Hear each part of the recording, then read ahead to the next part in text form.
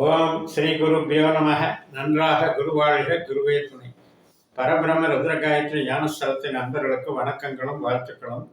இந்த பதிவு துலாம் லக்ன அன்பர்களுக்கு சுக்கிரன் கேது கிரக சேர்க்கையின் பலன்கள் செப்டம்பர் 1 முதல் 12 வரை நடக்கிறது. அதற்கான பதிவு தான் இது. நம்முடைய லக்னாதிபதி சுக்கிரன் கன்னி ராசியிலே செப்டம்பர் 1ஆம் தேதி சந்திரனுடைய அஸ்த நட்சத்திரத்தில் நுழைகிறார். ஏற்கனவே அந்த அஸ்த நட்சத்திரத்தில் கேது அங்கே இருக்கிறார் 12ஆம் இடத்துல. அப்போ இந்த ரெண்டு கிரகங்களுடைய சேர்க்கை 12ஆம் இடத்துல நடக்குதுங்கிறது நம்ம பொது பார்வையாக பார்க்குறோம். பட் அதை விட நம்ம என்ன பார்க்கணும் அப்படின்னா, நம்மளுடைய ஜனன ஜாதகத்துக்கு இந்த 9 கிரகங்களும் 9 கிரகங்களில் 12 பாவங்களும் எப்படி தொடர்பு வச்சிருக்கு அப்படின்னு நம்ம பாஸ்கர் அஸ்ட்ராலஜி சிஸ்டத்தில் பார்த்துக்கணும். அந்த முறையில் பார்த்தால் மட்டும்தான் நம்ம கோச்சார பலன்களும் திசாபுத்தி அந்தர பலன்களும் நமக்கு நம்முடைய கேள்விக்கு நம்முடைய ஈடுபாட்டுக்கு தகுந்த மாதிரி நமக்கு சரியான வழியை காட்டும் பதிலை கொடுக்கும். அது இல்லாமல் நம்ம மொத்தமாக இந்த அதிபதி அப்படின்னு எடுத்துட்டு இந்த வீட்டில் இருக்காருன்னு சொல்லிட்டு எடுக்கும் பொழுது அதனுடைய பலன்கள் நமக்கு முழுமையாக கணிக்க தெரியாது, கணிக்க முடியாது. காரணம், நமக்கு உள்ளுக்குள்ளே இருக்கிற டிகிரி நம்மளுடைய உபநட்சத்திரத்தை வச்சிருக்கு. நீங்கள் துலா லக்னத்தில் பிறந்திருக்கீங்கன்னா 30 டிகிரி துலா லக்னத்தினுடைய அளவு. அதில் 9 பாதங்கள் இருக்குது. சித்திரை 2 பாதம், சுவாதி 4 பாதம், விசாகம் 3 பாதம். அப்போ இந்த 9 பாதங்களில் எங்கே அந்த 2 மணி நேரம் ஓடுற லக்னத்தில் எங்கே வேணாலும் நம்ம பிறக்கலாம், எந்த புள்ளியில் வேணாலும் பிறக்கலாம். இப்போ அதில் உபநட்சத்திரம் எப்படி பார்க்குறோம் அப்படின்னா, அந்த சித்திரை நட்சத்திரத்தை திசையாக வச்சு, அதாவது செவ்வாய் திசையாக வச்சுக்கிட்டு அதில் நீங்கள் பிறக்கக்கூடிய டிகிரியில் எந்த புத்தியில் பிறந்திருக்கீங்கன்னு பார்க்குறோம். அதே மாதிரி தான் சுவாதியில் ராகு நட்சத்திரத்தில் ராகுல ராகு, ராகுல குரு, ராகுல சனி, ராகுல புதன், ராகுல கேது, இப்படி 9 கிரகம் வரும். அதே மாதிரி தான் விசாகமான குருவில். ஸோ நட்சத்திர ரீதியாக நமக்கு செவ்வாயும் ராகுவும் குருவும் நம்ம லக்னத்தில் இருக்காங்க. ஆனால் உபநட்சத்திர ரீதியாக யார் இருக்கான்னு பார்க்குறது தான் இந்த மெத்தட். அப்படி எடுக்கும்போது நமக்கு திசாபுத்தி நடக்கும் இல்லையா? இப்போ உங்களுக்கு சுக்கர திசையோ சுக்கர புத்தியோ சுக்கர அந்தரமோ சுக்கரனுடைய சூட்சமோ நடந்துக்கிட்டு இருந்தால், இப்போ கோச்சாரத்தில் இந்த 12ஆம் இடத்துல சுக்கரன் போகிறது என்ன விளைவை ஏற்படுத்துகிறதுங்கிறது நீங்கள் தெரிஞ்சுக்கலாம். ரெண்டாவது, அப்போ தான் உங்களுக்கு அந்த சுக்கிரன் வேலை செய்யும். ஒரு திசாபுத்தி அந்தர சூட்சமும் இல்லாமல் நமக்கு அதை பார்க்க வேண்டிய அவசியம் இல்லை. ஆனால் யாருக்கோ பல கோடி பேர்கள் இப்போ அந்த துலா லக்னத்தில் இருந்தாலும் யாருக்கோ அது நடந்துக்கிட்டு தான் இருக்கும். ஏன்னா திசை என்பது நம்ம பிறந்த நட்சத்திரத்திலிருந்து நம்ம வயசுக்கு தகுந்த மாதிரி மாறி வரக்கூடியது. ஸோ அந்த வகையில் இப்போ நமக்கு லக்னாதிபதி 8ஆம் அதிபதி ஆன சுக்கிரன் லக்னம் என்கின்ற சிந்தனையை கொடுக்கிற அதே வேளையில் 8ஆம் இடம் என்று சொல்லுகின்ற ஒரு எதிர்மறை எண்ணங்களை வளர்க்கின்ற அதிபதியாகவும் வர்றாங்க. சுக்கிரனுடைய நட்சத்திரம் நமக்கு எங்கே இருக்குது அப்படின்னு பார்த்தீங்கன்னா, லக்னத்திலிருந்து 3ஆம் இடமான தனுசு ராசியில் பூராடமாகவும், 7ஆம் இடமான மேச ராசியில் பரணியாகவும், 11ஆம் இடமான சிம்ம ராசியில் நமக்கு பூரமாகவும் இருக்கிறாங்க. அப்போ இந்த 3ஆம் பாவம், 7ஆம் பாவம், 11ஆம் பாவங்கிறது சுக்கிரனுடைய பொட்டன்ஷியல். அப்பேற்பட்ட சுக்கிரன் இப்போ எங்கே இருக்காருன்னா கன்னியில் இருக்கார். அதாவது நம்மளுடைய 3ஆம் பாவத்துக்கு 10ஆம் பாவமான கன்னியில் இருக்கார். அதே மாதிரி நம்மளுடைய 7ஆம் பாவத்துக்கு 6ஆம் பாவமான கன்னியில் இருக்காங்க. மேஷத்துக்கு 6 தான் கன்னி. அதே மாதிரி நமக்கு சிம்மத்துக்கு அடுத்த ஸ்தானமான கன்னியில் இருக்காங்க. சிம்மத்தில் 2ஆம் இடத்துல இருக்காங்க. அப்போ இந்த ஆற்றல்கள் என்ன ஆகுது அப்படின்னா, கொஞ்சம் எஃபெக்ட் கம்மியாக இருக்குன்னு அர்த்தம்.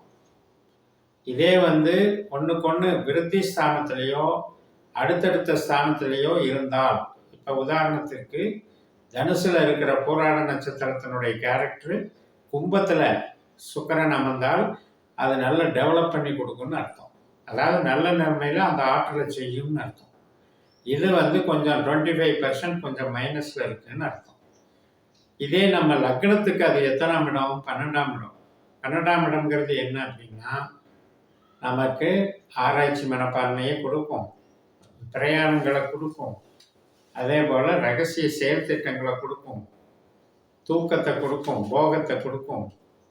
திரைமறைவான வேலைகள், ரகசிய வேலைகள்னால் திரைமறைவான வேலைகள். அதே நேரத்தில் மூலதனத்தையும் கொடுக்கும். இப்படிப்பட்ட இடத்துல சுக்கிரன் மட்டும் இருந்திருந்தால் அது ஒரு பலனை கொடுக்கும். இப்போ கேதுவும் சேரும் பொழுது நான் சொன்ன மாதிரி நம்ம பாஸ்கர அஸ்ட்ராலஜி சிஸ்டத்தில் நம்ம கணிச்சு பார்க்கும்போது சுக்கிரன் 8-12க்கு அதிகாரியாக வந்திருந்தால் பாதிக்கும். அதே மாதிரி கேதுவும் 8ஆம் பாவம் 12ஆம் பாவ உபநட்சத்திரமாக வந்திருந்தால் பாதிக்கும். அதே மாதிரி சந்திரன்கிற கிரகம் 8-12ஆம் அதிபதியாக வந்திருந்தாலும் நமக்கு பாதிக்கும்.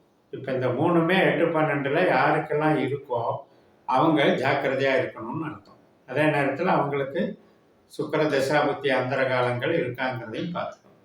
அப்போ இத்தனையும் பார்த்துட்டு இந்த 12 நாட்களில் வரக்கூடிய ஆபத்துகளை தவிர்க்கிற வண்ணம் நம்ம இன்வால்மெண்ட்டை நம்ம டைவெர்ட் பண்ணிக்கலாம். இப்போ எப்படின்னா நம்மளுடைய செயல்திறன், ஆசைகள், நம்மளோட பழகக்கூடிய நபர்கள், நண்பர்கள், இது எல்லாமே சுக்கிரனாக எடுத்துக்கலாம். இப்போ ஒரு காலேஜ் வரைக்கும் நீங்கள் படிக்கிறீங்க அப்படின்னா உங்களுடைய நண்பர்கள், உங்களுடைய கற்பனை வளம், உங்களுடைய என்டர்டெயின்மெண்ட்டு, சந்தோஷம், பருவ கிளர்ச்சிகள் எல்லாமே சுக்கிரன் தான். அப்படிப்பட்ட சுக்கிரன் 12ஆம் இடத்துக்கு போகிறது, கேது கூட சேர்றதுங்கிறது நமக்கு நெகட்டிவாக வேலை செய்யும். அதே நேரத்தில் உபநட்சத்திர ரீதியாக 8ஆம் பாவம் 12ஆம் பாவம் உபநட்சத்திரமாக வந்திருந்தால் உங்களுக்கு அந்தரத்திலேயோ சூட்சுமத்திலேயோ சின்ன பீரியட் நடந்தால் கூட ஒரு 15 நாள் 20 நாள் அந்த சூட்சுமம் நடக்குதுன்னு வைங்க, அந்த நாட்களில் கூட இது பாதிச்சிடும். அப்போ எப்படி பாதிக்கும் அப்படின்னா திடீரென்று இப்போ ரகசிய செயல் திட்டங்கள் அப்படின்னா அதற்குரிய தண்டனையாக கிடைக்கும். யாருக்கும் தெரியாமல் செய்கிறோங்கிறது தானே ரகசியமான செயல்பாடு. அது தெரிஞ்சால் அது வீக் பாயிண்ட் ஆகிடுது இல்லையா? அதனால் கிடைக்கக்கூடிய தண்டனைகள்னு எடுத்துக்கலாம். அதே நேரத்தில் கருத்து வேறுபாடுகள், இப்போ கணவன் மனைவி உறவில் எடுத்துக்கிட்டிங்கன்னா 12ஆம் இடம் என்பது 7ஆம் வீட்டுக்கு 6ஆம் வீட்டு. அப்போ என்ன ஆகும்? கருத்து வேறுபாடுகள் வந்துடும், பகை வந்துடும், பிரிவினைகள் பேசும். அதே நேரத்தில் கலகம் குழப்பத்தை பண்ணுறது யாருன்னா கேது. அது என்ன பண்ணும்? கேதுனுடைய நேச்சர் ஏதோ ஒரு ரூபத்தில் நம்மளுடைய தவறுகளை அல்லது நம்மளுடைய குணாதிசயங்களை திரிச்சு பேசும். நல்லவனை கெட்டவனாக்கி நல்ல செயல்பாடுகளை நல்ல இமேஜை கெடுத்து விட்டுரும். அது மாதிரி பண்ணுறது தான் வதந்திகள், கலகங்கள், குழப்பங்கள் இதெல்லாம். இதுபோக நம்ம பிரயாணத்தில் சந்திக்கக்கூடிய நபர்கள், வெளியூரில் வெளி தேசத்தில் நமக்கு ஒன்றும் தெரியாதுன்ட்டு நம்ம போய் ஏதோ ஒன்று செய்ய போய் அதில் வரக்கூடிய பிரச்சனைகள். அதே மாதிரி தான் பிஸ்னஸில் ஒரு அண்டர் கிரவுண்டு பிஸ்னஸ் எல்லாம் நிறையா ஒரு சிலர் செய்வாங்க. அதாவது இப்போ ஒரு பில்லு போடாமல் செஞ்சாலே அது சட்டவிரோதமானது தான். அப்போ இது மாதிரி வயலேஷன் ஆஃப் ஒரு நார்மல் லீகல் ப்ராப்ளம் அப்படிங்கிறது நம்ம செஞ்சோம்னாலும் அந்த 12ஆம் இடம் ராஜ தண்டனையாக கொடுக்கும். அப்போ ஒரு விஷயத்தை எப்படி அணுகணும், எந்த பாவத்தில் என்ன தன்மையில் அது இயங்குதுன்னு தெரிஞ்சுக்கிட்டு நம்மளுடைய ஜனன ஜாதகப்படி அது என்ன அதிகாரியாக இருக்குது, நல்ல அதிகாரியா கெட்ட அதிகாரியான்னு தெரிஞ்சுக்கிட்டு, இந்த 12ஆம் இடம் என்பது நமக்கு இவ்வளவு பிரச்சனைகளை வச்சிருக்குன்னு தெரிஞ்சுக்கிட்டு நம்மளை நாம வழி நடத்துறது தான் இந்த ஜோதிடம்.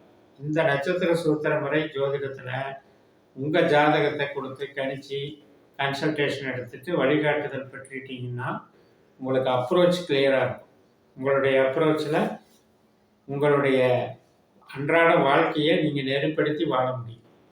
இந்த நட்சத்திரத்துக்கு எனக்கு இந்த செயல் தான் நடக்கும்னு உங்களுக்கே ஒரு தெளிவு கிடைக்கும்போது நீங்கள் அதில் எந்த மாதிரி செயல்களில் ஈடுபடலான்ற முடிவு உங்கள் கையில் வந்துடும். அப்போ நாம் தவிர்த்துக்கலாம், கெட்டதை தவிர்த்துக்கலாம், நல்லதை வளர்த்துக்கலாம். ஒரு கெடுதலுக்கு உண்டான திசாபுத்தி அந்தரம் நடக்கும்போது எப்படி அமைதியாக இருந்துக்கணுமோ அப்படி இருந்து தரிச்சுக்கலாம். இந்த வகையில் இந்த ஜோதிடத்தை பயன்படுத்தி நலம் பெறுங்கள் என்று கூறி நிறைவு செய்கிறேன். இந்த சேனலை சப்ஸ்கிரைப் பண்ணி ஷேர் பண்ணுங்கள். உங்கள் தனிப்பட்ட ஜாதக பலாபலன்களை என்னுடைய வாட்ஸ்அப் நம்பரில் தொடர்பு கொண்டு பலன் பெறுங்கள். உங்களிடமிருந்து விடைபெறுகிறேன். உங்கள் JMS. நன்றி, வணக்கம்.